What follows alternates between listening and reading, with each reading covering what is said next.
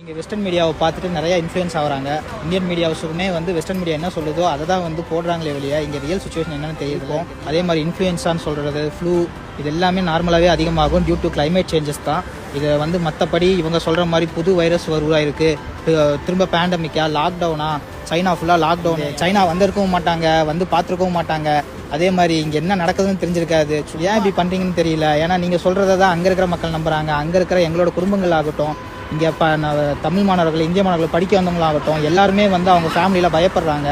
நீங்கள் அங்கே போடுற தேவையில்லாத தகவல் கொடுக்குறதும், அதே மாதிரி யூடியூப் கிடச்சிருச்சு, நம்ம தான் பெரிய இது அப்படின்னு நினச்சிட்டு போடுற வீடியோஸை நம்பி எங்களோட ஃபேமிலிஸும் பயப்படுறாங்க. இங்கே ரியல் சுச்சுவேஷன் பேடாக இருந்துச்சுன்னா நாங்களே பேடாக இருக்குன்னு நாங்களே ரிப்போர்ட் பண்ண போகிறோம். நான் இத்தனைக்கும் ஒரு மெடிக்கல் ப்ரொஃபஷன், நான் இங்கே தான் வேலை செய்கிறேன். எனக்கே பயத்தை உருவாக்குறாங்க. ஏன் இப்படி பண்ணுறீங்கன்னு தான் தெரியல.